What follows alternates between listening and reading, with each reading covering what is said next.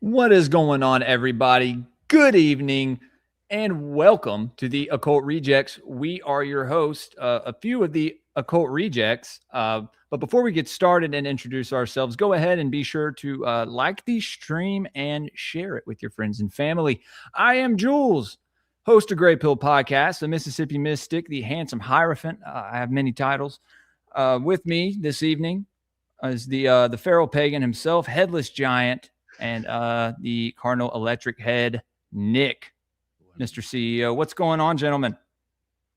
How's it going? Happy Wednesday. Nick, I think you're muted. Oh, no, I'm good. I just didn't say anything yet.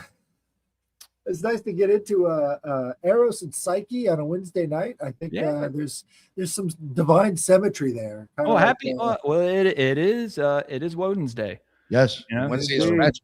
Yeah. So there is something, and I think when we lose the proper terms of these days, that meaning gets lost in it, and I think that's done on purpose. But guys, welcome back to another episode of Rustic Gods.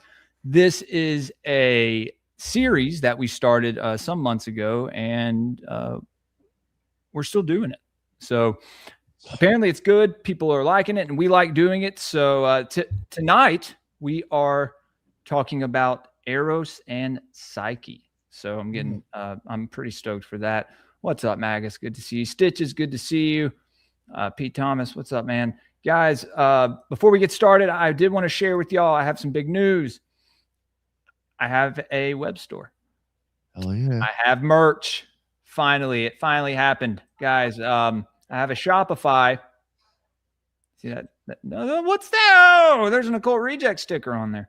Right here. You see it? You're gonna pull it up. Oh, it's not sharing? Oh, shit. Oh, you picked that one too. That's awesome. Yeah, well, that's what like I said, one of the many. I didn't have that much time to put too many things on there last night, but there's a few things, few stickers and a mug. I like the mug. There's candles and then that's the Shopify. There is also, I have a Printify. I haven't put anything on there yet, but I have that as well. So be two different shops where you can get stuff and may even put different shows on each shop. But I will not be putting all the stickers out. The sticker packs are still important. So I will not be, there's only a couple of the stickers from the sticker pack you'll be able to find on here. Besides that, all the other stickers, if you subscribe to the Patreon, at one of the higher tiers, you get a free sticker pack, a lot of cool stuff in there. And anyway, just wanted to go ahead and share that, get that out the way. So thank y'all for letting me talk about that, Nick and Headless. Yeah. How are you guys doing, man? How's y'all's week been? Good. Good. Playing too much. I hear you. Smoking hashish tonight. Benjamin, good to see you, man. I wish I was joining you. So, Headless, who is Eros and Psyche, and why is their story so important? Well, just to kind of put it in perspective, Eros is this force from before time itself, right? So you guys have heard me talk about Phanes Protogonos.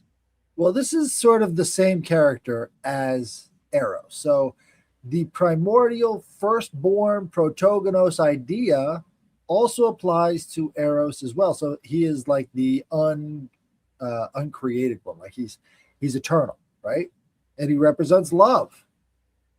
So there's a really deep psychological implication there. Like love is the firstborn. This is the first force in nature. And so, he's not taking the form of some all-powerful dictator in the sky. He's just kind of this lackey of Aphrodite. And Aphrodite is sort of like his mother, kind of. Mm-hmm. And he came from the union of Aphrodite and Ares, god of war. So together comes this Eros. Now, the Greeks really did go all out on the myth of Aphrodite and Eros. Why am I fucking up his name? Aries, god of war, Ares, right? And so it's something because that's the first person that she cheats on her husband with, right? So war is kind of the first her husband? betrayal. Well, her husband at that time was Hephaestus. She comes out of the water and gets betrothed to Hephaestus per Zeus. And what ends up happening instead is we get war. But Hephaestus is god of the forge, right? So all of these weapons got to be used for something, and we all love war. So let's get out there and make it happen. And it's betrayal. It really is a betrayal of the people.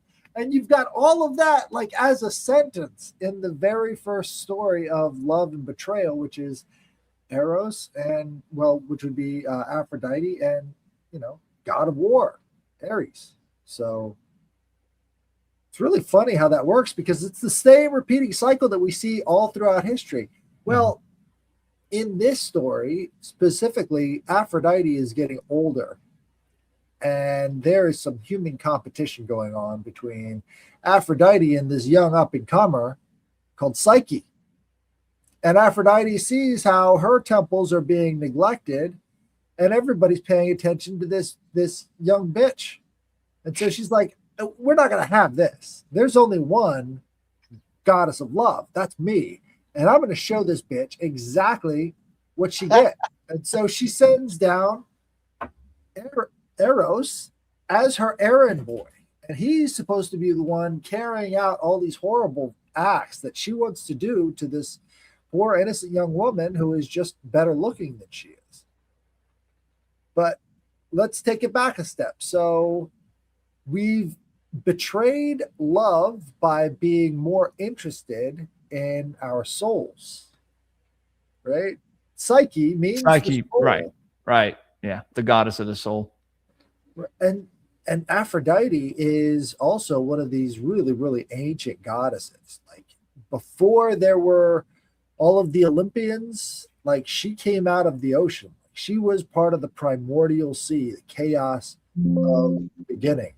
And that's what her name means. Aphrodite means the sea foam. My cat is going nuts.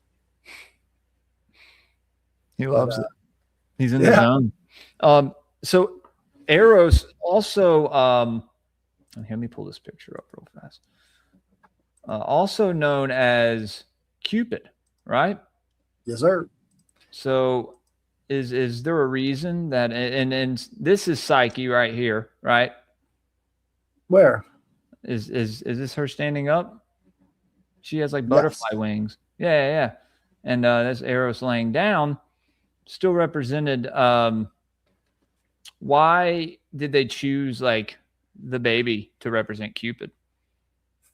It's a really interesting point, but actually within some versions of the tale, as in the Golden Ass, he's invisible, like throughout the entire allegory. Like he's sort of receded into he can't be seen, and so when she finally looks at him, that's when the spell is broken.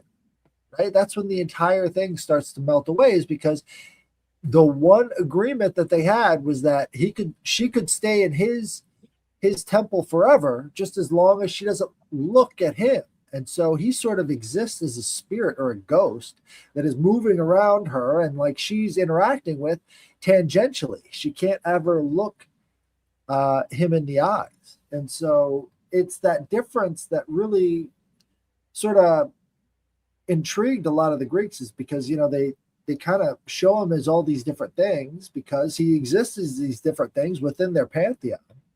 So as a child, that kind of makes sense too. He sort of reverted form in the Golden Ass version into something much more childlike. Well, she was looking at him while he was asleep, and so there was this sort of transformation that happened.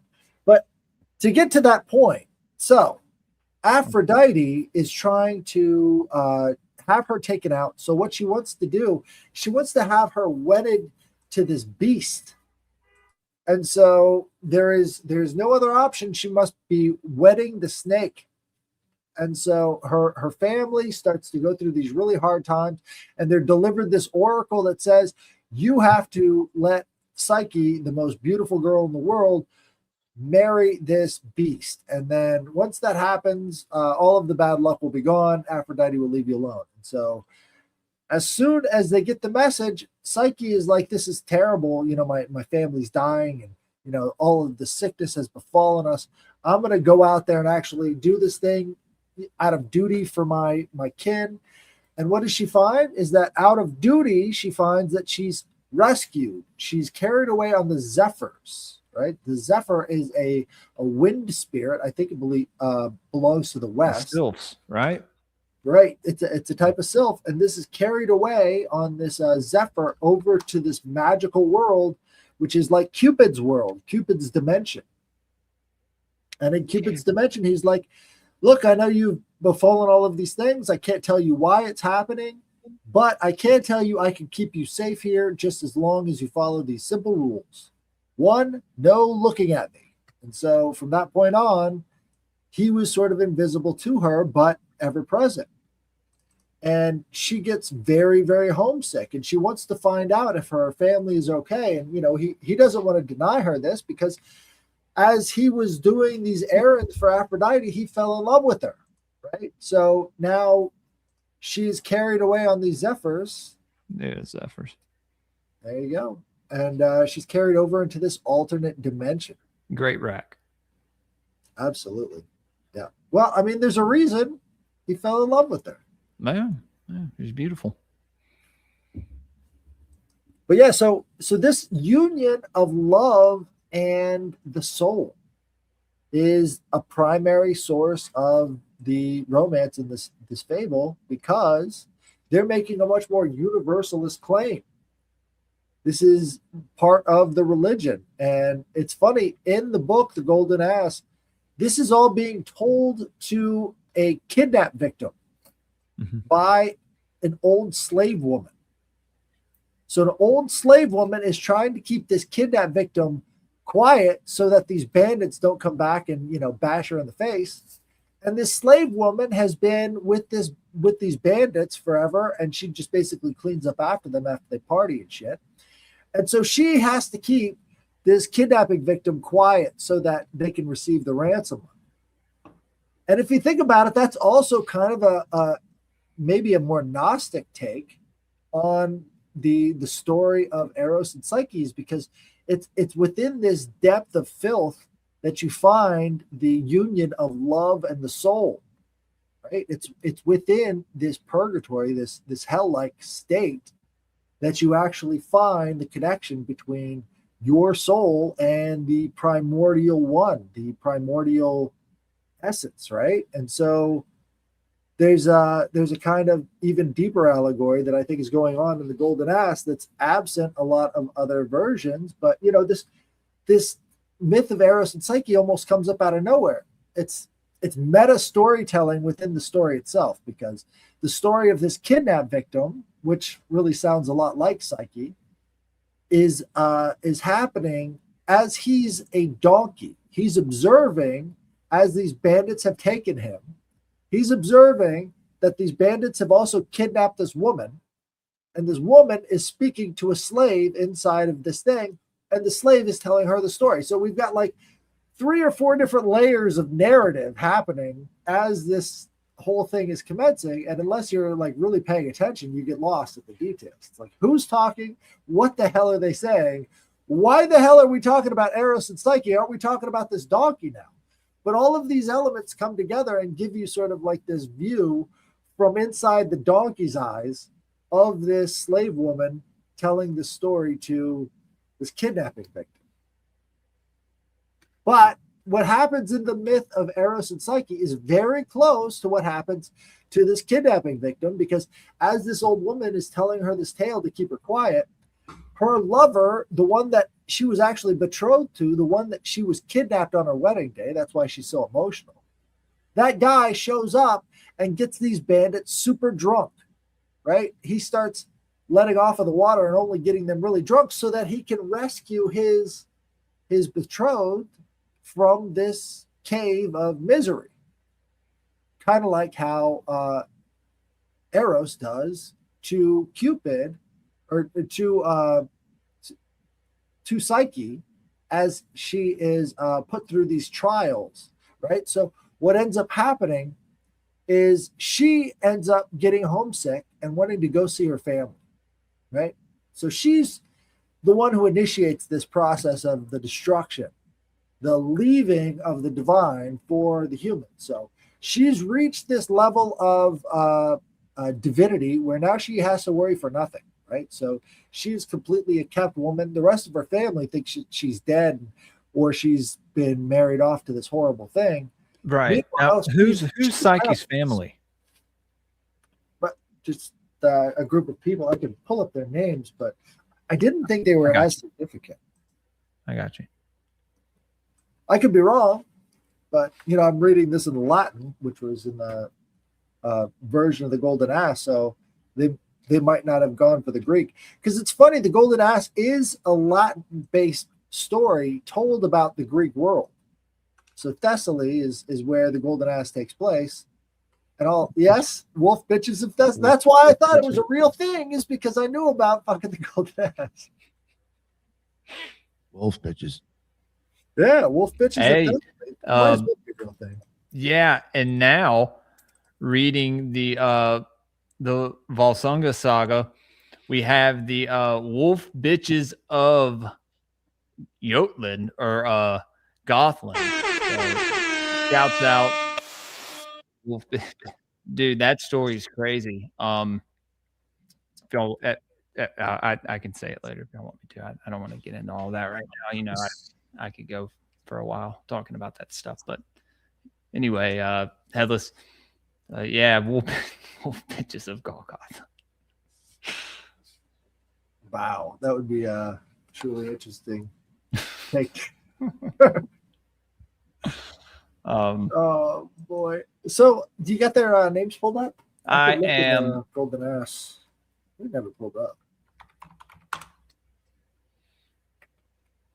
All right, so hold on. Whoa, an unnamed king and queen was born. Psyche, the Greek goddess of the soul, was born a mortal princess, the youngest of 3 daughters, to an unnamed king and queen. That's interesting. So yeah, they did give their names in this book, but the idea was that she wanted to go back home and to make sure that her family knows that she's not, because that's what's destroying her right now, is she's spending eternity in paradise, and she knows her family is living through hell. And so she goes back. Cupid lets her leave, and so as she comes back, her family can't even believe it. They think she's a ghost or something. They believe that they've been beset with the worst kind of luck imaginable, and that this was all for naught, whatever. But she comes back, and they're like, holy fuck, I didn't know how. And then as she's leaving, she's like, look, this is all I can tell you, is that there's this wealthy guy that's having me there, and everything's perfect, and you don't have to worry about me anymore. You don't have to cry about me anymore. I'll be fine. Well, the sisters are like, take us with you. And as sisters do, they get really fucking jealous. And they ruin it. So she tells the sisters the one rule that she has to abide by, right? Which is, I can't look at him. And they think, well, that's weird and everything. But one of the sisters is like, you know what? Fuck this bitch. She gets to live here like this. Fuck this goddamn bitch. She's the prettiest ever, and now she gets to spend eternity in heaven. So you know what I'm going to do? I'm going to tell her that he doesn't love you. That's why you can't look at him. Wow. And so And so once the seed was planted, that's when it all started to unravel, right? She takes him back home. They all, go back to the family and say everything's perfect with her, and she's going to spend eternity in heaven with this amazing guy, and it's incredible. And it's not incredible, because as he's sleeping, she's like, well, what if he doesn't know that I look at him? So as he's sleeping, again, the soul desires more than it could possibly handle. You can find this in the myth of Pandora as well. Pandora's box. She was told specifically not to look at that box. For Saturday, by the way, before I forget, mark this down for Saturday because you're coming on to read the Golden Ass Saturday morning. Then we're doing part 2 on Patreon, Mysteries of the Druids, getting into Gaul and Britannia. Well, Albion, but whatever. So yeah, be sure we can definitely talk about this. But sorry, I just had to say something before I forgot. Right. Well, one of the reasons why she couldn't look at him is because he was ordered to do the exact opposite thing that he was doing by his mother, Aphrodite. And so as soon as the glamour was broken, right, because she kind of let him be invisible, as soon as that glamour was broken, she was going to know about it, and then it would all be over. And now, once it all crumbles, Psyche has to go stand in front of Aphrodite. And Aphrodite decides that she's going to rake this bitch over the coals. Like, now it's hell time, right? You've defied me long enough. I'm a goddess. You ain't shit. I'm going to teach you exactly what everything's about. So she starts making her do these, again, it's like trials. Like everything in the Greek system, if you're going to torture somebody, you're going to give them trials to do. So she's got to dig through shit to find corn or something, over and over again. They're giving these ridiculous trials. Let me pull them up here. And basically, she's trying to win back her lost lover, but she's given absolutely no hope that could ever happen. Right? So she's been cast out, and now she has to win him back. And so that's why she approaches Aphrodite and says, here's what I want, right? I want to get Cupid back, your son, and I'll do anything for him. And so now Aphrodite gets to treat her like shit. So desperate to win him back, Psyche undertakes a series of nearly impossible tasks set by Aphrodite, including sorting mixed grains, gathering a golden fleece from a dangerous sheep. It's all about the golden fleece, guys. If you don't have a golden fleece, what the fuck? Wow. Seriously. Gray pill golden fleeces coming to the Shopify. Coming soon. And fetching water from the river Styx. With the help of the nature gods, again, why are we talking about it?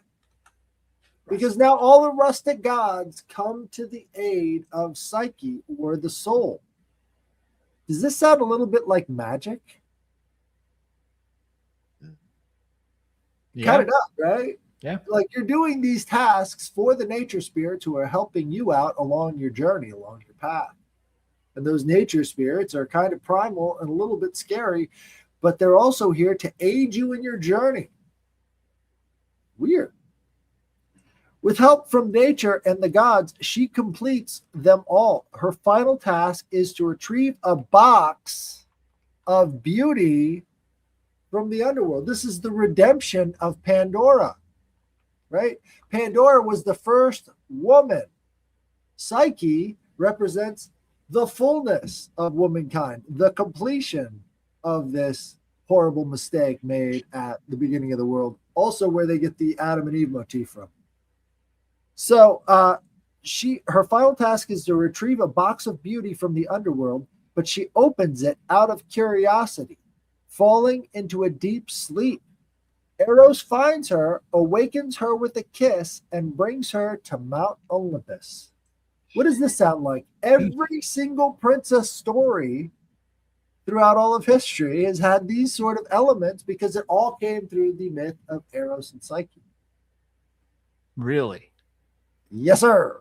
All of the princess myths. Anything Disney did, it started here. This is the ultimate. Like Eros was saying in the chat, this is the Disney myth. That's where it all comes from.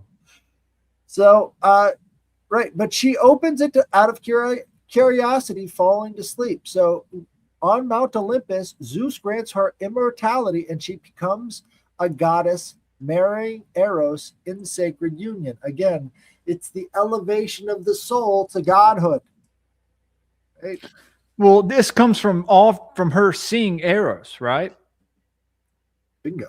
This divine covenant that she broke somehow. So when she would go to visit Eros, like you said, she was carried away, right? By these zephyrs. Where would Eros be when they would talk, or when, you know? Well, Eros had duties. Was he like I don't know, was he behind some like some kind of veil or something? It was far more on her part, so she was definitely not looking at him. But the same thing applies. Like he was trying hard not to be seen as well. So they kind of had that interplay between hiding and So his voice would be booming out and say, these are the things that you have to do. And so the sisters, as they were there, they didn't see him either. He has sort of godly duties to perform, so he's not there a lot. And so he comes back occasionally. So she's staying there and he's out, because in Greek society, women weren't allowed to leave the house. It's funny.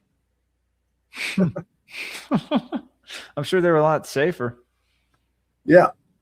The myth is often interpreted as an allegory of the soul's journey towards divine love, symbolizing the need for trust, inner transformation, and the dangers of doubt and over-analysis in love. It inspired countless retellings, including Beauty and the Beast, and modern psychological concepts like psychology is our way of trying to find beauty and love. Psychology. It's fucking crazy. But how's that working out? Just like Themis. Have you guys ever heard of Themis before? She's the goddess that you see holding up the scales, and she has the sword, and she's Lady Justice. Themis and Dike. She's also a triple goddess as well. She's spit on every time you go into the courtroom, and psychology is spitting in the face of Psyche. Right? So all of our modern concepts of these awesome concepts that the Greeks left us is a total inversion of the actual stuff that the Greeks were talking about. Ma'at, there we go. Sense. Ma'at and Themis. What's interesting about Themis is that Themis is the second oracle at Delphi, right? So the first one was Gaia. The second is Themis, right? Themis is also an earthy goddess, right? But she becomes the second oracle. The first one is Mother Earth. The first one is the dreams of the mother.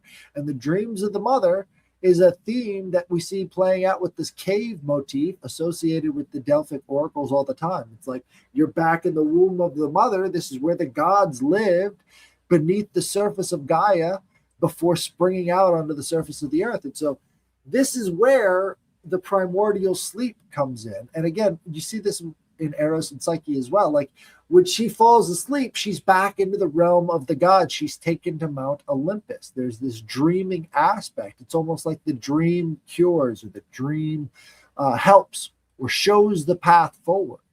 Mm-hmm. Right? That's the constant sort of refrain. And they're really upfront with it. Like it's not just a vision. It's also part of the biological process of sleep, Right. These are important things to consider as well. And if you think about it, the way we experience the union of love of the gods, love with the gods, is to have dreams about them, right? So the Hyros Gamos can take place, but through a different state of consciousness. Yeah. I mean, you see this all throughout these ancient stories, even in the Sumerian stories, when you hear about what's his name, Utnapishtim, whenever he receives the message, to build the ark or whatever, he basically receives it in well, you'd think it was in a vision or a dream, but it was actually Inky talking to his house, because Inky had made a covenant with his brother. His brother was all about covenants. Isn't that funny? And to not contract god. Yeah. To not speak to the humans about what is supposed, to come, which would be the flood, right? And so he has to talk to Utnapishtim or Ziasudra's reed hut, his reed hut, right? Like the Reed Sea. But yeah, no, you hear about that a lot. Then they kind of go to this place, and you think it's this other realm. Some people would interpret it maybe as like a portal opens and you walk in, and into this other dimension, and it's I don't know though. I think it is more towards like a dream or vision type of thing going on, and that's fascinating that she was betrothed to a god, through this process of dreaming, right? Bingo. So how I don't know. So her sisters were just jealous of her. Well, of course, like the Greeks were very very direct when it came to their disdain for female psychology.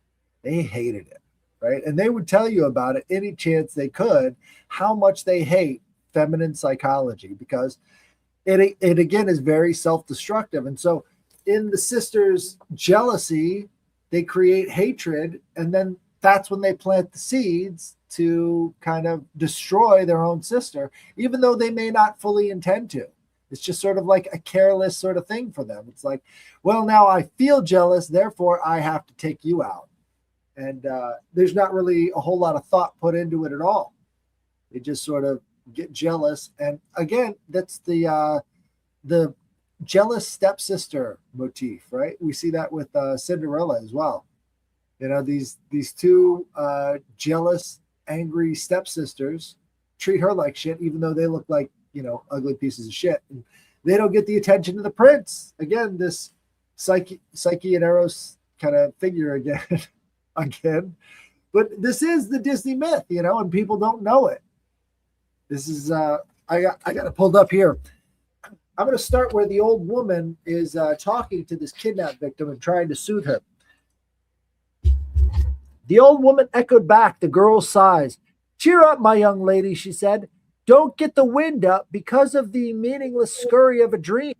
For besides that, the images of a daydream are said to be mere fantasy, you often find that the visions of the nights go by contraries in what they express. For instance, weeping or being beaten sometimes, having your throat slit means that you're coming onto money or meeting with a windfall, while you're on the other hand, laughter at a good belly full of honey cakes or finding yourself a bride of a lovely sudden portends that you're going to be a sad of heart or sick of body or afflicted in some way or other.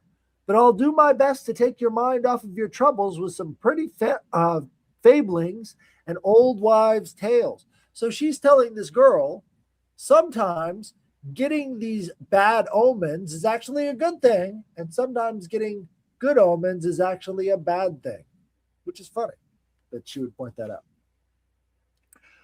It starts, as all great fables do. "Once upon a time, there lived in a certain city a king and queen, and they had 3 daughters, remarkably beautiful. But though the 2 elder girls were as comely as you could wish, it didn't strike you dumb with despair to have a look at them, while for the youngest girl, all man's praising words were too poor to touch, let alone becomingly adorn a beauty so glorious, so victorious.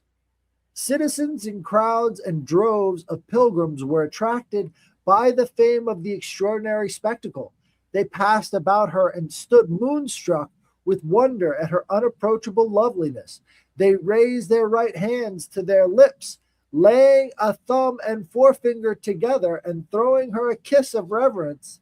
as though it were a goddess Venus herself that they adored.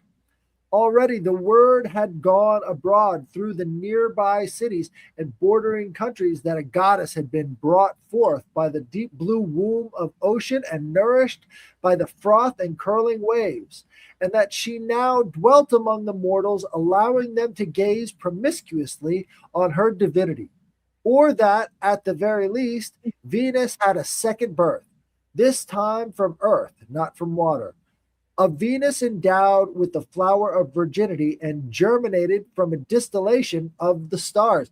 Lots of alchemical symbolism in there. Yes. But I mean, again, you have to apply this idea to the idea of the soul inside of each one of ourselves. So what they're saying is this is the capacity for beauty inside of the soul. Right. I was going to get into, I didn't know if you're going to take it this far into like kind of like the self or psychology or anything, but that's what I was. With Eros, I mean, you could even start getting into like what Plato was talking about love. I mean, even looking at that and how he looked at that, I do think in some ways, like when he's talking about the forms and stuff like that, he talks about like you couldn't be a king philosopher unless you've had these experiences and understood this stuff, I think. And sometimes I do wonder when he's talking about Eros and love, if he's actually talking about kind of like pure love of the abyss as well.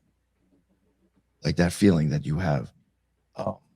And there was one thing I do find that's interesting is that Eros, I mean, it does match the word rose. You will get the same letters out of that. That's a symbol of beauty. You know what I'm saying? And I do say, I put roses in my shit all the time because it's something that I've seen before I have an experience. So it's just a lot of that stuff. I do wonder if even if Eros is kind of like pure love. What does the donkey have to eat before he becomes back into a human? A rose. The rose. Okay. Beauty and the Beast, right? What does the beast have in that glass case? A magical rose to break the spell to turn him back into a man, dude. This is like an ancient grimoire, I'm pretty sure. That's what that comes from, but that whole story. Go ahead. Well, I was just going to say most of those grim fairy tales, right? What do you think? Grimoire, right? Brothers Grimm. Yeah, no one ever. I never got grimoire. I never caught that. That's good. Yeah, those stories. They have a lot more meaning than we think. And but yeah, no, you find stuff like that. They have to break the spell by doing something or crossing the threshold, right? Facing the dweller, or what someone said earlier, the hero's journey. In this case, it would be I think they said the hero's journey for princesses or for goddesses. Right. Well, for a man, like that's like the highest thing you could attain in Greek society was a good woman. And that's why they were so down on female psychology. Is it not still like that? Well, yeah, you've got that. It's hard to find a good woman. Right. Yeah. I know y'all are out there, ladies. And I have a pretty good one, dude. She dyed her hair back to her natural, oh shit. Okay. Her natural, it's so hot. Stop. Yeah. Very excited. Greeks were simps. Well, hardly, dude. They were very much not the simpy type. Anytime they get a chance to bash women, they do it. Just read any classical Greek literature. It's like, and then the woman, that horrible bitch, like they will put in a comma, that horrible bitch, and then they'll let into it. It's funny. It's like every time they have to make it very clear. And there's nothing but horrible bitches in this whole thing. Like there's these women who are murdering guys. There's this, they're doing terrible things. Like mostly it's just a guy's sort of like frustration at women. That's what this book is, I think, in a lot of ways. But what they try and do is they try and say, you've got to perfect yourself because yourself is the union of both Eros and Psyche. And this is how you cause that rose to bloom, which I think is a very hopeful aspect of the whole thing. Every day the tale. Go ahead. Oh no! Well, one last thing I was going to say, it's also a sign of rebirth, right? So, right? Like, I think this is the sort of, human led, because there's nothing more beautiful than a baby, right? We're looking at Cupid as the baby, but here they're talking about, there's nothing more perfect than the psychology, the mind of a child. It's curious at the world.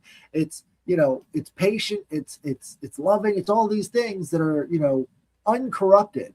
And that's sort of how this tale starts out, as this uncorrupted beauty. Yeah.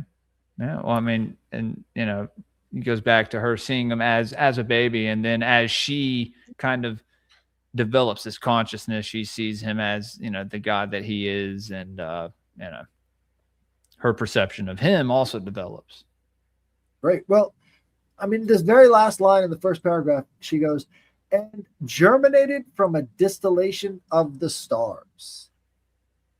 I mean, that's talking about astrology right there. Like, your soul is descended from the stars. It's taken from the stuff of stars, and that's how you are imbued with upon your birth. Like, that's a very bingo, right? That's very hermetic. Like, this is the roots of all of that stuff. These are the poems that really talk about how they viewed themselves, in a very philosophical sense. Oh, sorry, right?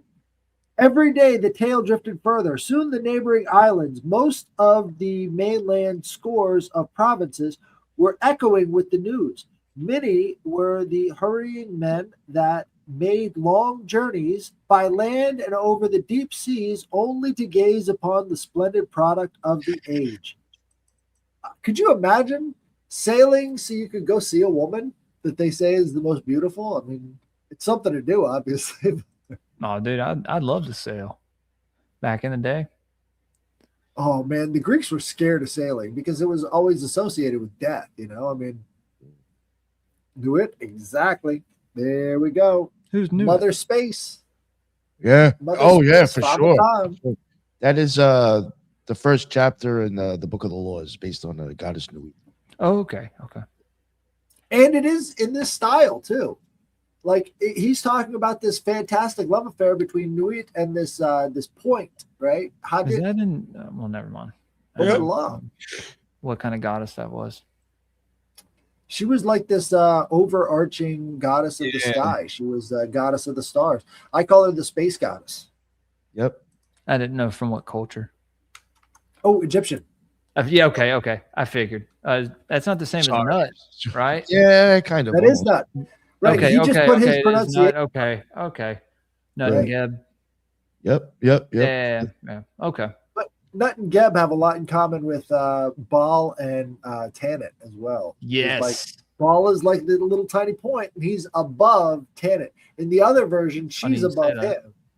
That's funny you say that, dude. And that actually, they may confirm something for me, Pantheon chart wise. I don't know. We'll see.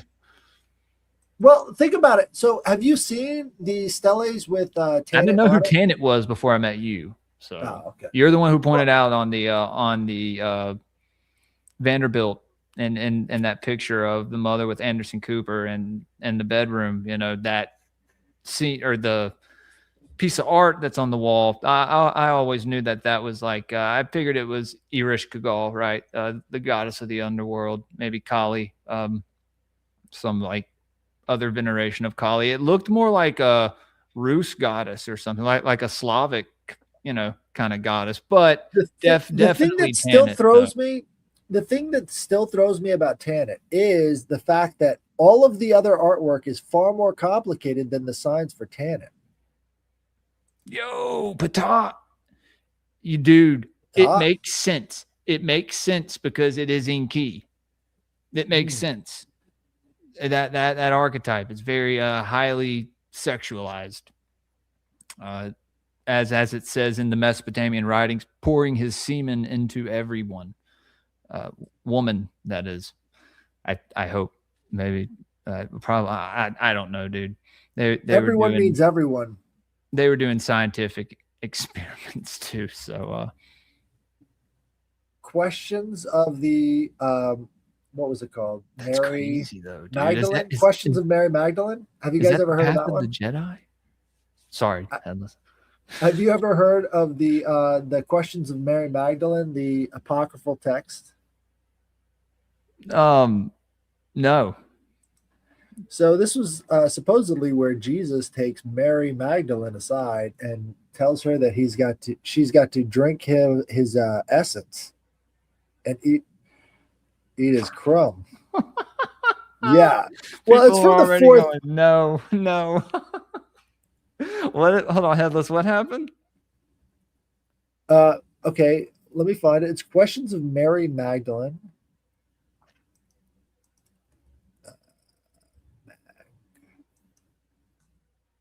I said no. Apocryphal. Yeah. It's uh-oh. You're giving me try again. Try again. Yeah, what is this garbage? What do you Okay. mean? No, the Gospel of Mary Magdalene presents a prominent leader vision apostle to the apostles. No, that's not what I want. Not the Gospel. The Lost Greater Questions of Mary. That's what it's called. The Lost Greater Questions of Mary. Let's read about that. Yeah. So you were talking about Ptah sucking his own wee wee. Well, in the Lost Greater Questions of Mary, he makes her do it. Who? Jesus makes her do it. No. Yeah. Can That's you what read this this? 4th century is. Yeah, it's let me look it up. What do you mean makes her? You know well, you know totally well she wanted to. I was gonna say, dude. I mean, come It's on. weird, dude. Like to read this thing, you're like, what the hell are you doing? She's like, I'm gonna be that one bitch that tops Jesus off. Well, she wasn't thinking about that. Maybe she was. But again, like you know what kind of bragging rights that is for a chick? Right. There is this huge industry of religious poetry that would create this stuff. Bart Ehrman blog. Oh, great. I just want the text. Why do I want Bart Ehrman blog? Is the first. Oh, God. Bart Ehrman? Yeah, he's the first link. I want the PDF. PDF. I don't want to listen to Bart Ehrman tell me about it. Yeah, I get it. It was 4th century, obviously. Where is it? There's no PDF. Why is there no PDF? Oh, here we go. No, it's not here. The Lost Greater Questions of Mary. If anybody has that PDF, send it to me. Maybe we'll read it on the Rustic Gods. But no, the idea is that a lot of these followers were still trying to incorporate a lot of the really much older religious poetry and literature. So they kept on trying to make this apocrypha, trying to jam it into Christianity because there was really no room to keep these older myths alive. And so they would create stuff like the Lost Greater Myths of Mary because they were trying to include stuff about Ptah. But, okay, so how do we get from Ptah to the Bach saga? What happens in the Lost Greater Myths? I mean, besides what you said, the performing acts of fellatio, does something else happen? Because there's people that brought up Bach saga, so now I'm I think there is something. Well, again, it's the sex cult. The sex cult believes that there is a power in the seed, right? The seed of life itself is what brings about the explosion of life. So the woman would be the garden and the man would be the seed, right? So there's a power in the seed. And so that's what all of these sort of societies were looking at, especially when you're talking about Geb and Nuit, right? So Geb and Nut, like he's a tiny, tiny particle and she's the entire sky. But when they come together, that's when you have the explosion of life, right? So it's the idea of the ineffably small and the ineffably large, the macrocosm, microcosm. It's the seed and the fertility spell. It's how it's going, you know? I mean, unless you look at all of these things in context, you don't really get the energy for it. But once you understand that there is some sort of a uniting line between all of these ideas, and then you can sort of follow that into human behavior, and you see how people behave sometimes when they're given the option of eating the fruit, I guess. One way to put it. Yeah, well, I guess, I mean, people have referred to it as gaining the knowledge. Crowley was into it. I've heard some people like Eamon Hillman talk about stuff like that. You know, I bet Eamon Hillman was into it too at one point. Eamon Hillman wish he blew Jesus. Yep. Fucking guy. Shots fired. The way the way he talks to people is just fucking hilarious. He's Yo, somebody clipped that and sent it to not see it. I'm just Yeah. I'm like, dude. I'm like, man, this guy is seriously I mean, he's about his business, you know. He definitely believes what he talks about. But I find it interesting.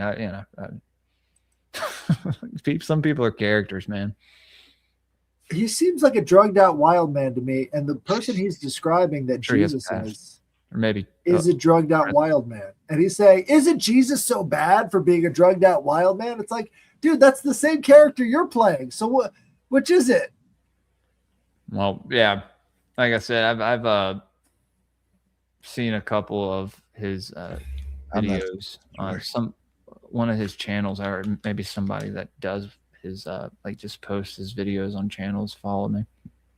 And so because I'd heard of him, but I never really watched stuff. But it's very interesting. Well, I think I feel that religion, or even that book, whatever, however you want to look at it, I think there is some positive to it, and I do think that there is a lot of occult symbolism behind it. And I think that guy will make you think things that'll just make you totally discredit all of it. And that's the problem. Yeah. Well, yeah, no, there's a lot of people like that, but yeah, dude, I just think it's I silly. definitely know what you mean. Sure. I mean, you read it, and I mean, I guess some people don't see it, but someone like us reads it, and they see a story that's not really told when you just look at it from an exoteric point of view, right? So I don't think we'd ever fully know, because it's like, how do we really know these words was really interpreting? Exactly. Well, how did the people who wrote those down knew what they were interpreting? Like, that's why art is so important, because it doesn't matter. You don't have to know the language. You just have to know the symbols. Symbols, yeah, man. And that's why the subversion of those symbols is one of the biggest, psyops.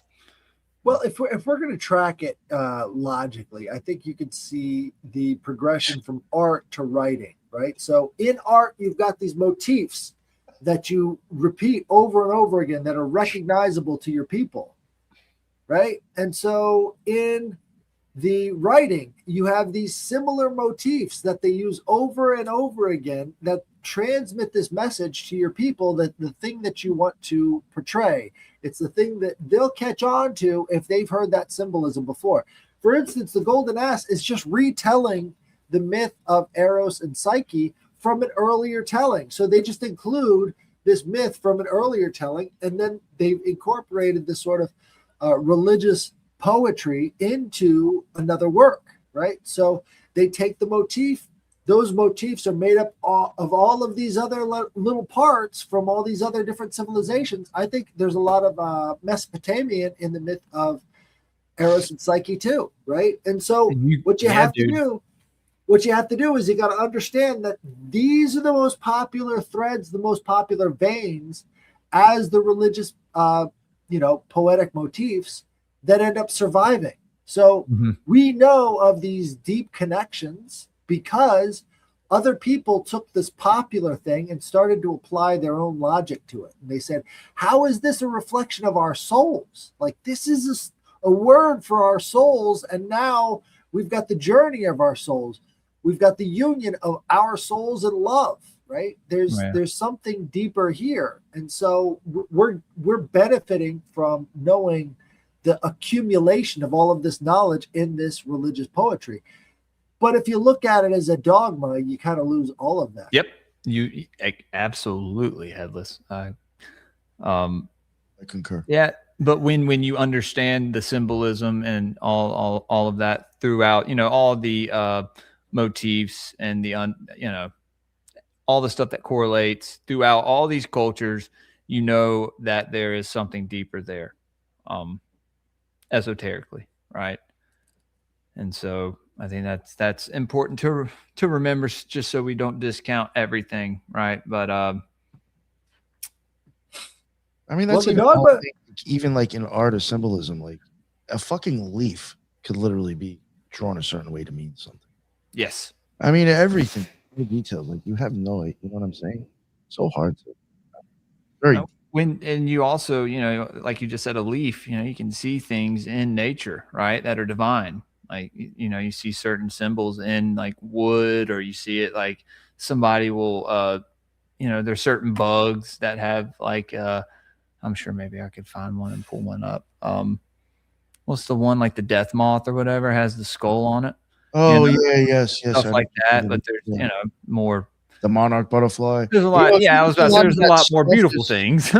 There's always some weird thing about those insects that you always see used in occult symbolism. There's like something special and weird about them that I think sometimes is the reason they're used. You've got trees that will produce a leaf that's in a pattern like a bug, right? Mm-hmm. And they'll say that the tree is trying to attract the bug. How did the tree see the bug? Right? Yeah. How did the tree see the bug? That's the thing that nobody has any answers for. You've got to turn to something else. Something it has else a connection with the bug. Here. Has a connection with the bug. Yeah. Is there a field? Is there some sort of a god, goddess? They see it. Right. So that's what I'm talking. Like, that's the evidence of the divine right there. Like, you've got to dig into that and try and figure that stuff out, because that stuff is that's the ladder, right? We talk about theurgy. That's the ladder. When you find things that don't belong and you can't figure out how they actually fit, that's evidence of something that you need to learn, something you need to grow in that perspective of. Yeah. Well, that's what I was talking about with the different cultures and all these stories, but you see these underlying motifs and themes in all of them. And you're like, well, these can't be the same, but it's the message, the hidden message behind the story, right? And that's what the symbolism kind of shows us, if you can read it. But people will discount it all as satanic, or, this is all, and it's like, yeah, they've subverted the meanings of all of these things and indoctrinated everybody with that, right? Right. Well, in terms of what we're doing as a species, I think we find that it's stories like this that give us a little bit more of a perspective on how ancient man viewed the soul, ancient man viewed these things. So if this is the culmination of their perceptions of the soul and the righteousness, unrighteousness, these symbols that are being included in this religious poetry, I think it's really important to give it a try. Go through the myth of Eros and Psyche. You can find the PDF to the Golden Ass, and you can find the specific section. It's like 20 pages in the middle there. And it's really good, because now you've got a clue as to what they thought of themselves. And getting that clue, I think, helps us in figuring out what we really are. And so going over all of this stuff may seem tedious at first, but once you get into it, it's like, wow, they were onto something, and I can actually relate to them a lot better than a lot of other groups of people that may do other religious practices, right? Like stoning people to death. But maybe that's not the people that we want to emulate, is the mob that goes out there with stones and then kills somebody with rocks because they don't like the fact that they said the name of their god wrong. That might not be the be all end all of society. Just saying. Like, that might not be the golden age. I can get me some golden ass. You can get you some golden ass. You can I'll be putting I'm gonna say, I think Subliminal even made a bookmark, a golden ass bookmark. Headless. That's hilarious. What's funny is the original word for this book is metamorphosis. Like, that was the name of the book originally. And then they called it the golden ass because in Latin, calling something golden is like saying it's good, right? So the good ass. It was the good donkey. So that's why Psyche's represented as a butterfly, because she went through a transformation. Bingo. Okay. And it's why you see it mostly associated with the Monarch mind control program. Yes. Because it's how you transform souls. There I wanted we to go. get into that. Right. What do you think there's something behind that as far as the symbolism? The symbolism is so obvious. It's like we can be their transformation. We can be their dark night of the soul. They'll do anything we tell them to after traumatizing them to a certain level. I was about to say, yeah, through trauma, they can transfer that. Yeah. Yeah, man. I think we talked about this on our spider symbolism episode. Right. Yeah, that we did with okay. Yeah. Cups. King Cups. That there is something to do with the butterfly and that whole MK Ultra aspect of the psyche, them having a grip on your psyche, right? And being able to create other psyches branching off of this one and control them, shape them. Right. It's a bastardization because in the original, right, the original idea here is that the divine reaches out to you. So is that the inversion of the goddess or whatever? What do you mean? Through something like that, like you said, like the Eros or something like that. Yes, like the dark side to the dark side to that archetype. Well, I think there's this constant kind of melding of love and war goddesses all throughout the Mesopotamian region. And you get that same idea in the Greeks. Like love and war are like constantly united. Yeah. And, everywhere you go in the ancient world, like they're either loving each other or hating each other. And that love and hate really start to look like one thing after a while. And so instead of, Eresh Kagal going down in the underworld, and what was his name? Nergal. Right? Yeah. Right? So you've also got the idea of the kidnap by Pluto and Persephone, right, taking her down to the underworld, and this is sort of a continuation of that same sort of theme, but in this version, it's the god reaching out to mortals. And then mortals reaching back up towards the god throughout all of these different difficulties and struggles, right?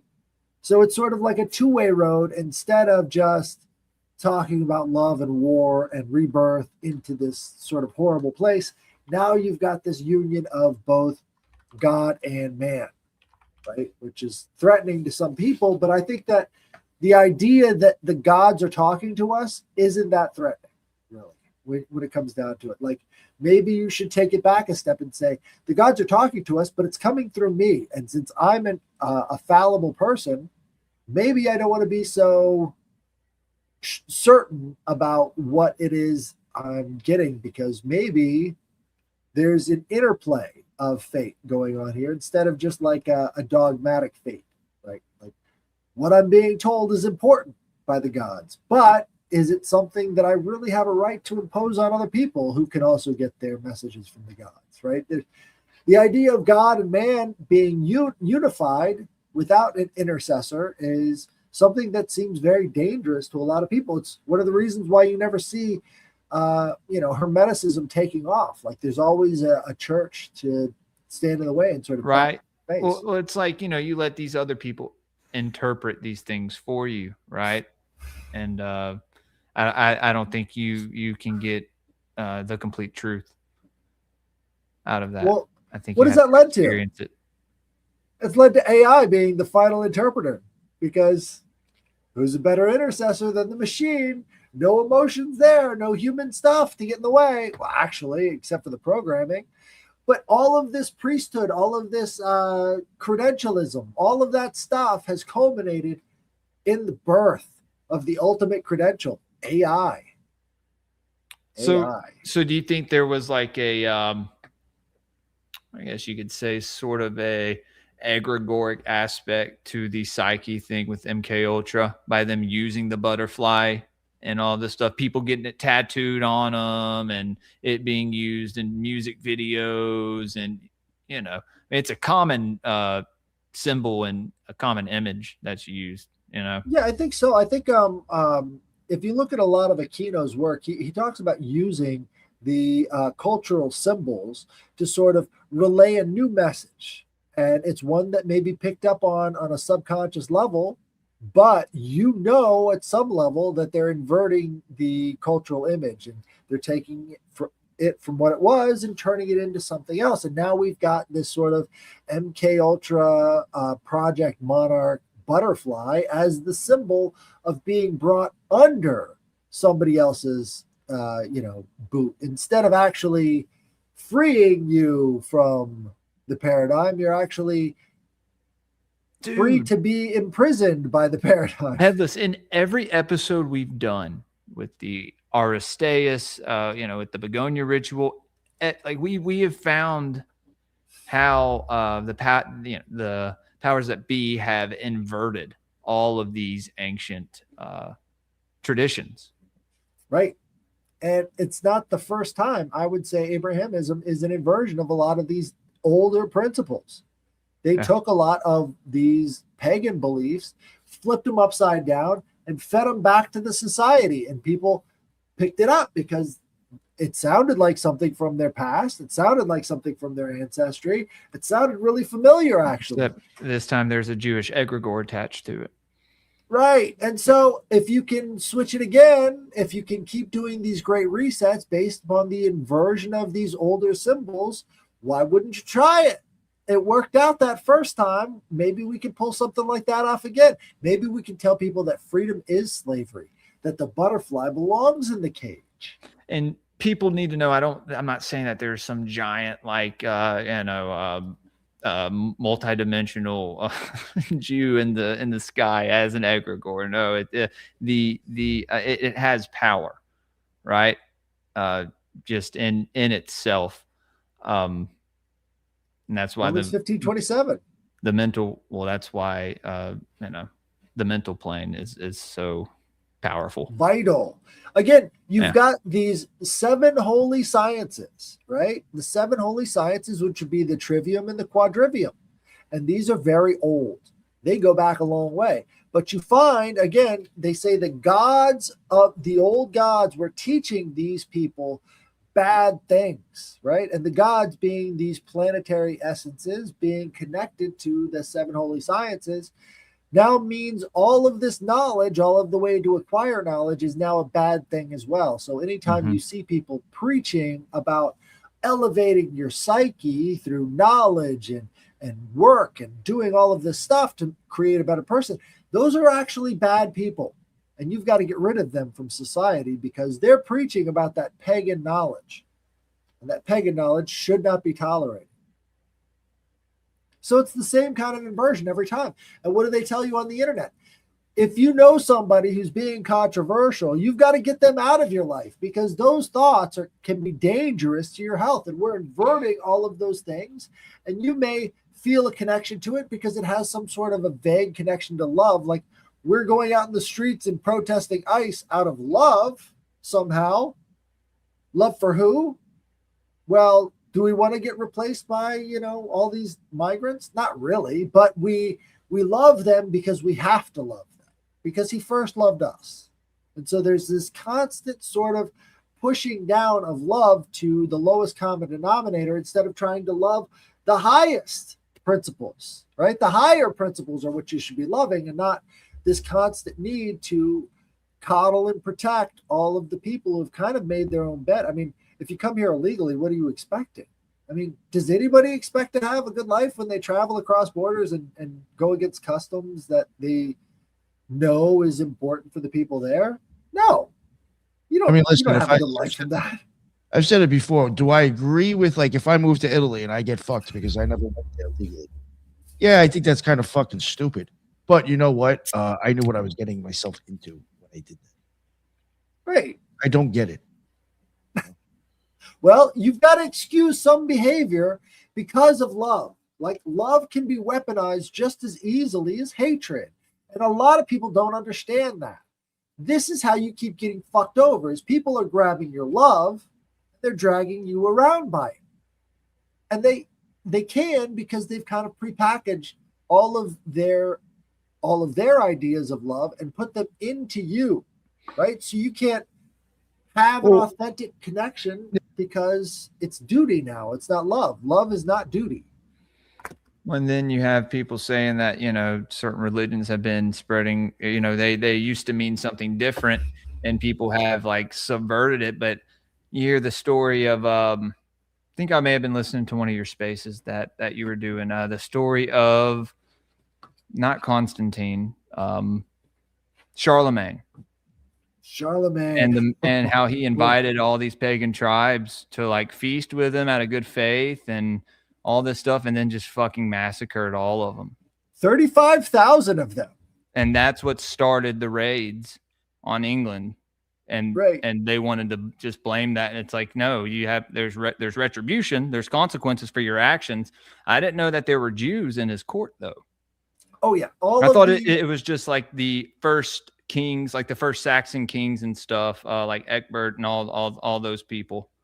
Well, I haven't fully tracked back all of the bloodlines of these ancient kings, but it seems to me like they were probably really closely related to the Canaanite Phoenicians, because they all draw their lineage back to King David, right? So you've got a lot of these mercenaries working for the Canaanite Phoenicians as the masters of their armies. What happens after the Punic Wars? Well, they go back home, but they're still sort of kept on record as being the contacts for those societies. Now, you can just come back in with Christendom and then make those people king, because their family ancestrally helped out your family hundreds of years before. And so now you can choose who the rulers are based upon how you rule the religion. So this gambit of going the religious route allowed them to create the form of kingship that we see all throughout. But we can't choose our rulers. They have to be, they have to draw back to King David. Now, why the hell does a European ruler have to draw back to King David? They've messed up the past completely with that book. None of these people came from the Levant. None of these people were related to King David. But all the people who are loyal to the Canaanite Phoenicians in the Punic Wars, they certainly did draw their lineage from King David in a symbolic way, right? Yeah. This is how they got their authority. Well, so maybe it makes sense. It is some way of saying like David, because like it's the same when you see like all the gods and even humans in the sagas and all the Germanic sagas and the Norse sagas, Odin is their father, right? But I think it was someone else in your space was saying, even when you go back and read some of the oldest Saxon writings, King Alfred was considered a son of Wotan. Right. So it's like, what are we doing here? Well, the ancestral gods motif is so strong throughout all of this Proto-Indo-European society. We were talking about it today with Heather, right? She was talking about these shining ones coming down from the north and bestowing upon them all of this knowledge and setting up this society that sort of had this barrier between the elites and the rest of the people as this priesthood class. It's like, well, yeah, but that's kind of the way it's always been. Like, you've got this group of people who claim to be better than everybody else, giving everybody else this story, and then, repeating the same sort of cycles in that story. It's kind of how it is with this story too, except. Oh, sorry, Headless. No, I was going to say, people think that, they couldn't deceive people 2,000 years ago. The deception is just now, right? This is just the great deception. This is they're only, it's like, no, like, and we didn't have the information we have now. Well, you know what I mean? They were smarter than us back then. They were smarter than us back then. We need to admit it. 2,000 years ago, people, for the most part, had to know more skills, had to be better at the things that they did every day, or else they would lose fingers, eyes, toes. They had to be on top of everything because they were dealing with very unforgiving materials every single day. We've gotten weak and we've gotten soft because of the fact that we deal with stuff that's designed for us. In a world that's designed for us, it's made us stupid and weak. And the people who had to work for every meal were smarter than us. Yeah, dude, that's why Inky threw the first hominids away. They couldn't hold tools. Sorry. But you get what I'm saying? So, yes, not only were they good at deceiving people, they were better at deceiving people back then than they are today because we're dumber. It's easier to deceive us. And guess what? There's nothing you can do about it for the most part, right? We're sort of given our boxes to live in, and we haven't chosen something other than that. So where are we at, really? Yeah. You should definitely choose your own box. Do that. I'm gonna make a shirt out of that. Dude, that'd be a great Pandora shirt. Dude, we can make tons of shirts. Guys, I have a Shopify now. If you didn't know, pulled it up earlier. We'll probably pull it up before we get out of here. But yeah, so after Psyche performed these 4 tasks, and let's see. Well, in the Golden Ass, it's the Pan that comes to her service. It's these other wind spirits that come to her service. Like, she wants to quit at every single trial. Like, she shows up and she wants to stop. She looks for the nearest cliff to jump off and then kill herself. Retrieving and that actually happened. Beauty. Oh, dude, that's wild. But they would motivate people with the beauty of their stories, right? So as soon as you sort of create the contrast between beauty and ugliness in the minds of the reader and show the triumph of the beauty, that's when you've inspired somebody, right? And inspiring is the process of taking in new spirit. That's what your stuff should be doing, is inspiring people, lifting them up. Literally, you should be the wind spirit. Right? That's your job as the storyteller, is to be the wind spirit, lift them up. Be your own wind spirit. And if you can be your own wind spirit, by all means, man. But you got to share that, right? Share the inspiration. Be your own self. Beauty and the Beast. Damn, Vincent, you're a little late. I brought that up like an hour ago. Dude, we were talking about the rose, and I was like, the fucking alchemical rose and the sealed, hermetically sealed in the thing that looks almost like an egg, but it's not. Dude, yeah, there's. And in terms of like theosophy, right? Theosophists were really, really guided to the idea of the Rosicrucians, because Rosicrucianism seems like a blending of European paganism and Christianity. It's Christian mysticism. It's probably what I've been getting into for the past 6 to 8 months. But because I've been called a Rosicrucian, Jesuit, and all that good stuff. Those things aren't mutually exclusive, though. I mean, like that's what makes it funny. Right. That's when I'm like laughing at it. And I was like, okay, right. This is funny. This is good. And I'm like, no, call me something else. Create better psyops of me. The unfortunate part is that people don't understand how useful having taboo information is to the government. I think that's the part that everybody has missed out, is because having occultists around that the rest of society can heap their derision on, because the rest of society has been programmed in this anti-idol mentality, right? If you have an idol, that means you're bad. Well, don't look at my idols, right?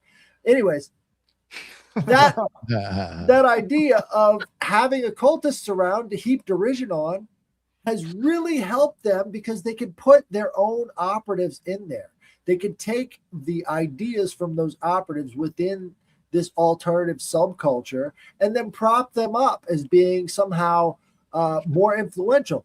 I don't think any single fucking Beyonce, Beyonce herself, has read a single page of anything of Aleister Crowley, and yet they're the most highly associated people in our societies. Crowley and this woman who can't even fucking read, to be most honest and blunt. Now you mentioned that, I don't even think Jay-Z has read Crowley. The motherfucker was given a shirt that says "Do what thou wilt," or he maybe was told about it.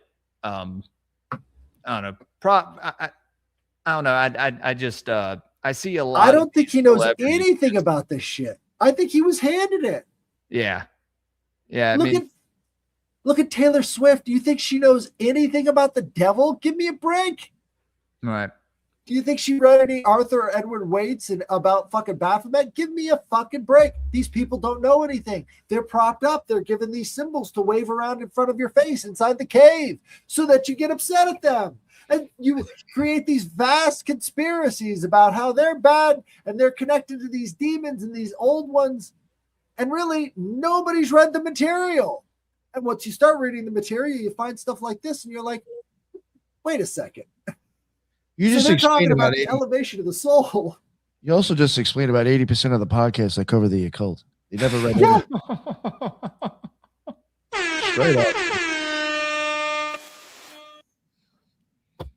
What are we doing here? Community.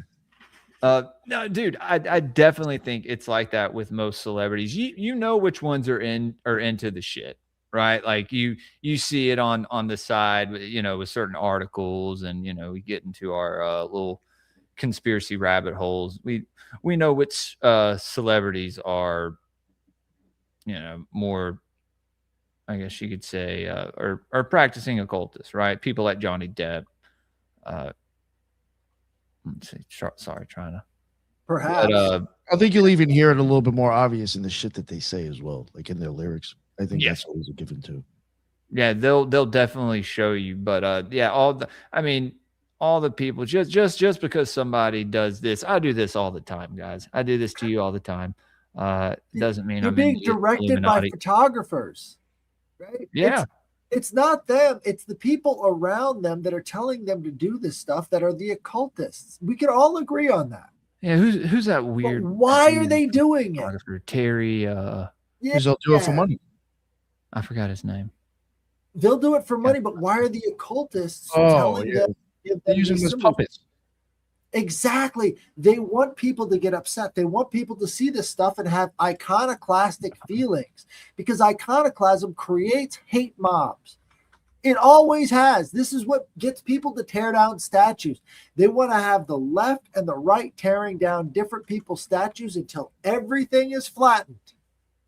Terry Richardson. Well, we start killing each other. That's the photographer. That's exactly. Bingo. No, that is the craziest shit that you have right now.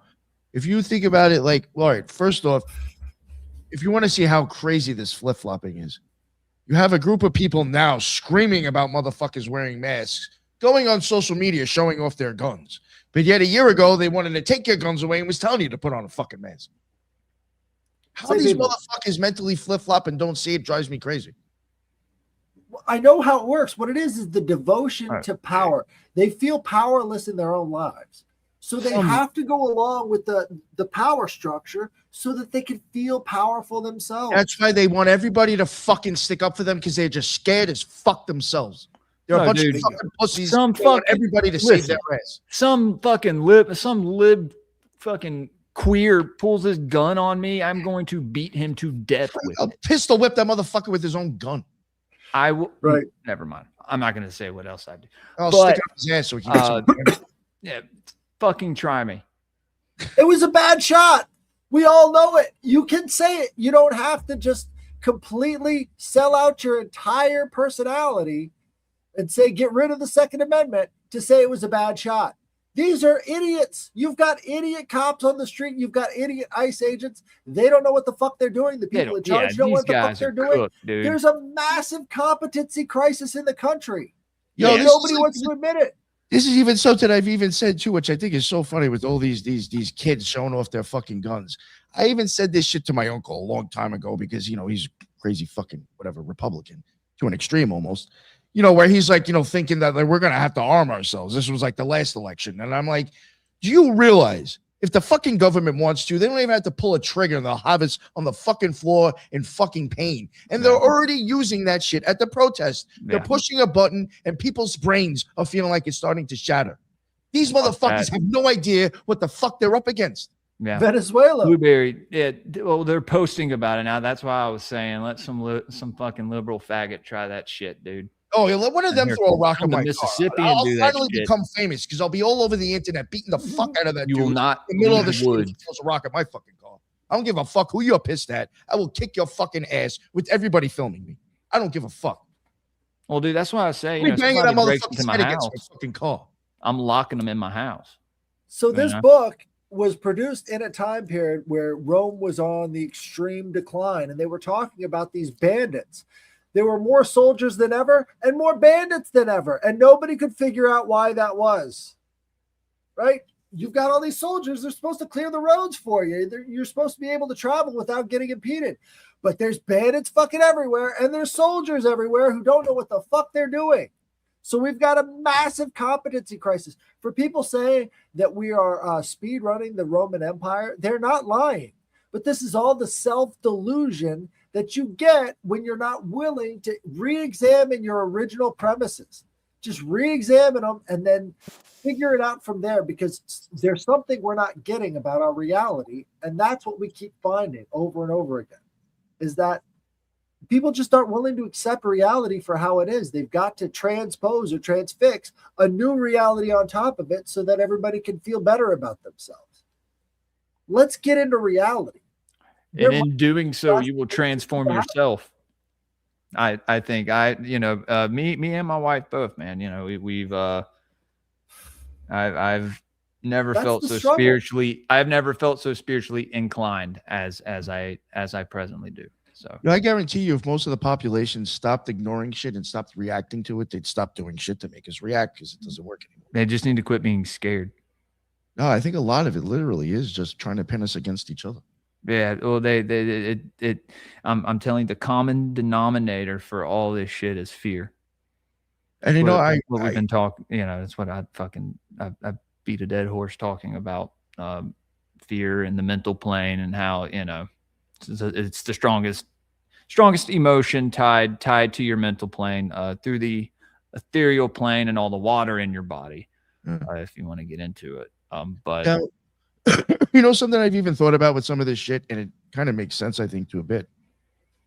And a lot of people do think sometimes these people aren't killed. You know how you're always saying, oh, if you do this horrible stuff with magic, it's going to come back at you. There's that karma. That's why you got to tell people you're doing. Mm-hmm. What if you're actually not killing these people and you just have the public thinking they are? You actually never did the crime. You actually never did the bad thing. Just the way you videotaped it and the way you pulled it off with special effects, you have everybody believing the horrible thing. You didn't do shit. Perception is literally reality, dude.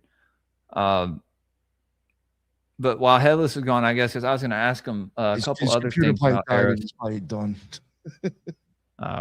What I was talking about the wolf bitches of Gothland was in the Valsunga saga. There's the Volsungs, right? And they're overtaken by the king of Gothland. Nick, give me 2 seconds. Because we're probably gonna get out of here in a minute, guys. Because I don't know if Headless, he may be done for the evening. Yeah, I'm waiting for him to text me that his computer died. Because sometimes I don't know if he forgets to plug it in, but it dies and he can't come back. He's got to charge it. Well, let me explain what I was talking about, because we have the wolf bitches of Thessaly, and if go over to building7.printify.me, it's subliminal messengers, and he has some stuff over there. Headless, me, Gods of the Morning Wood, our Saturday show that we do, guys. Guess it's a good time to probably wrap it up. I did want to ask Headless how the story of Eros and Psyche ended. They live happily ever after. Yeah, he's dead. Headless said he texted you to his computer. And then this picture right here is like the adult, or the higher Eros slaying the younger Eros or something. It's I guess maybe symbolic of shedding your old skin or killing your younger self. And this may have been what happened whenever Psyche saw him, right? This is what happened in the spiritual realm. He had to break the form that she saw him in, right? The Cupid, or the angel, the form that he was disguised in. I don't know. Wanted to ask Headless about it, but anyway, so basically, there's 10 brothers and a sister. Sister's name is Signy. Sigmund is one of the 10 brothers. I'm sure all their names start with Sig. But there's a king, Siggeir, who is the king of Gothland, who basically kills the Volsung's family and takes the daughter as his wife, takes Signy as his wife, puts Sigmund and his brothers in the wilderness where there are these wolf women, like these shape-shifting wolf women of Gothland, the wolf bitches of Gothland, guys. There will be stickers as well as a story to go with that. And every night she would basically come and seduce one of the boys and end up eating them until Sigmund was the last one. But before, who was it that visited him? Was it Freya? So that's how furry started.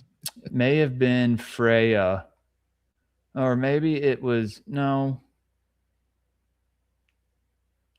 death. No, hold on. I'm sure we could get into it at another time because I know it's probably late for you as well. But he was somehow given honey, and it was dripped all over him and in his mouth, and yeah. So when the wolf came to him, she licked inside his mouth. He rips her fucking tongue out and kills her. Yeah. Ooh. And then him and yeah, dude, it's the story is epic. I started reading a few more chapters past that. Then we stopped during Gods in the Morningwood, and dude, it's incredible. And not only that, but the rest of the PDF is lit like all of the sagas, like the Ragnar Lothbrok sagas and all of the Norse like tales and sagas, based like these short sagas of Balder and Tyr and Thor and Odin. And so it's going to be a lot more than what we bargained for with that book, guys. So with the Volsunga saga that I have. So if y'all, you should, well, I was talking about honey because Freya, and then my wife was talking, my wife had a dream where she was fed honey and all this stuff. It's just certain synchronicities, right? But Freya is represented by honey. Anyway, Headless, I guess, is trying to get back in here, but I don't know. Yeah, I see that, but it's I don't know what the fuck's going on. Yeah, sorry guys. Headless trying to get back in, but his device not connected. So we're probably going to get out of here in a minute. That's a black metal song somewhere in Finland. It should be. If not, it should be. That the first time I leave the country, that's the first place I'm going is Scandinavia.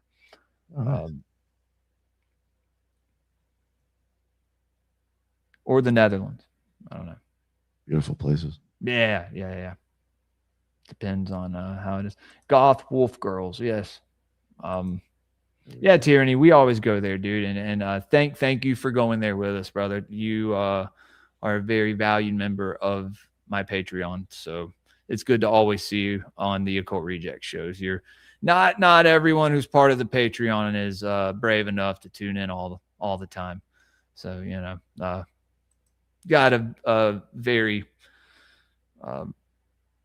widespread audience, as far as personalities go and people's certain beliefs and whatnot. But anyway, Nick, what do we have this week, man?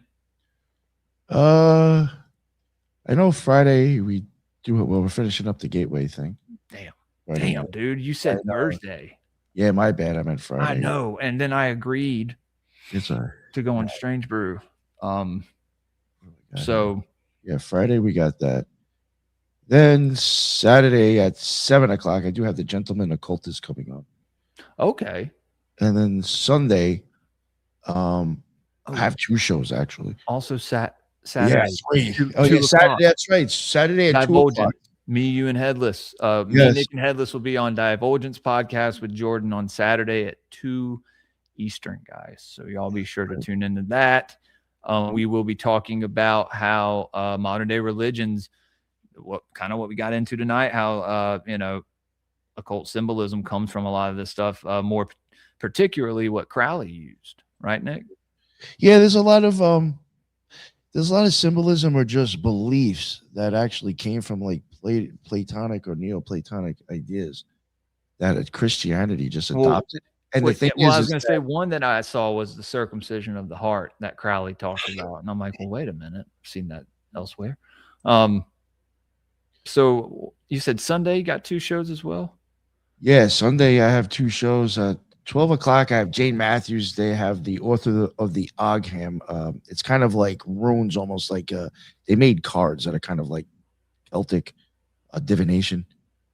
And then that's cool. Sunday night, we have Ike Baker coming back on for his book, Etheric Magic.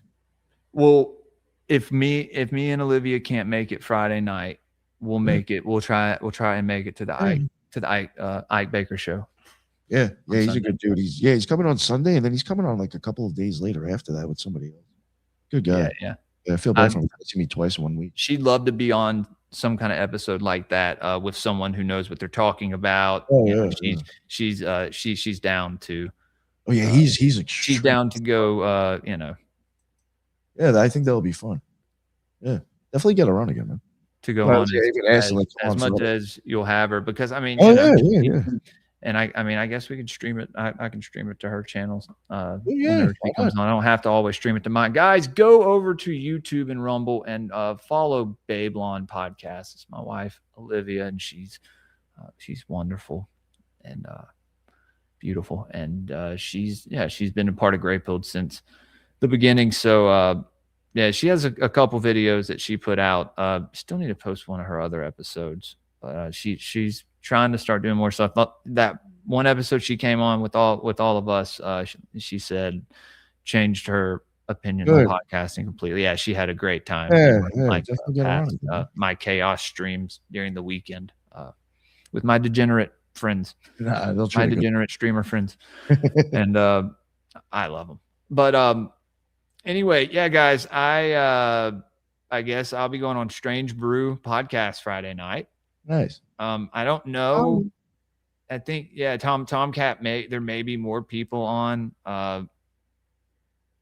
Some guy, maybe some of the Canadian guys. I don't know, but it should be a good time. And then Saturday morning, Gods of the Morning Wood, Golden Ass, and Mysteries of the Druids by W. Winwood Reed. And or the Veil of Isis is also the other title of the book. And then Divulgence Podcast at 2, and then Occult Rejects the rest of the weekend. Like I said, Nick, I'll try to make at least another one of those. Cool. Yeah, well, I know Saturday we also have a show, so if you can't make it Sunday, it's okay. Oh, okay. Well, I mean, I'll be sure to talk to her about it, and then we'll. No, but I understand. If we could plan it. Well, I mean, if we could plan it, it'd be easy to do, because I mean, you can get my kids to stay with my mother-in-law. Oh, nice. Get one of them too. It's always easy. Easier when you don't have both of them. Yeah. If you have 2 kids and you're trying to do something, because But anyway, guys. I can sit here and talk. Like I said, Nick, I know it's late. Thanks for starting so late with me tonight. I look forward to these shows. They're fun. I don't know. Yeah, man. No, I always learned something. Yeah. About the Greek pantheon and that culture and those stories. Fascinating topics. And Headless is the best guide to do it. Plethora of knowledge. Yeah. Definitely. Guys, go follow him over at Twitter at headless_giant, and then youtube.com /headless giant. Yeah. And go follow me on Twitter at greypilledpod. I just broke I think 1,300 followers. So. No, it took about a year, dude. Went from 1200 to 30. That's how shadow banned I am, I think. Because like I said, I have people tell me all the time that they can't find my pages or my profile. I'm like, I don't know what to tell you. Spreaker will not let me sign up. That's something that I'm now looking at that I'm kind of like, what the fuck? That is crazy. All 3 times I've done it, it has deleted it. Like, dude, it just, I don't know, man. I don't know. I went step by step to do it, did everything right, and still, I mean, I'm beside myself about it, but we're not, you know, I expect these things now. So, Wow. Means we're hitting on something, dude. Means we're hitting on something. Right? Yeah. Look. You know, we're doing away with their subverted symbols. We're bringing the true meanings back, guys, and we are stepping on Typhon, as I like to say. You know, no fear, and that's how we're doing it in 2026 from here on out. So hopefully we'll see. Go over to patreon.com/greypilledpodcast if you want to support the show. Do a lot of exclusive content on Patreon, as well as sticker packs, a bunch of cool stuff. Oh shit, look at that. Yeah. I got a lot of cool stuff. And then Rumble, YouTube, Spotify, Apple Podcast. And I'm gonna share this one more time. Nick, let me this Shopify, everybody. Get it? So let's see. Where are you? Kidding me right now? Oh, sorry. Okay, here we go. Okay, yeah, there's a Shopify. Just some stickers on there and a mug right now. Gods of the Morning Wood. There's an Occult Reject sticker. That was I just uploaded that first. I actually sent you a couple of images if you want to use. I'll never put them on stickers. You can cool. I was like, let me see if this works, and it worked. And the Slop sticker. I like that. Yeah, I love that's what does Subliminal say it was from? The Subgenius, Church of the Subgenius. That's like an image that they use in one of their ads. It's creepy. Yeah, I was gonna say Gods of the Morning Wood, and then got Dale Cooper with the gray pills, and we got Bob. Oh, I like that with Bob. Yeah, Bob in front of the curtains of the Black Lodge, and then we got the gray pill. If no one can tell, it's a pyramid in the lettering. I think it's pretty cool. I'm gonna probably put that on a shirt and hoodie as well. Maybe tonight. A black hoodie. Yeah, man. I'm gonna make a lot of designs, a lot of cool shit, guys. So and I have a Printify as well that I will be uploading stuff to. So I have the link in the description. And hopefully we'll see you guys Friday night on either the Occult Rejects or you can watch Grey Pilled if you want. Go watch the Occult Rejects though. Yes, and then catch us definitely. Yeah. No, Saturday too. Yes. Y'all be sure to tune in. I'm pretty sure we'll be able to stream the Divulgence pod to. Oh yeah, that's right. Our channels. Yeah. And Saturday morning, the first half of Gods in the Morning Wood is public. Second half, we got to cut it right at like an hour 15 because I play music for 15 minutes at the beginning. But yeah. Anyway, guys, if we don't see y'all Friday night, have a good rest of your week. Oh, yeah. Have a good weekend. And I don't know. We don't have really anything to say at the end of the Occult Rejects. So I will say stay gray pilled, everybody. Later.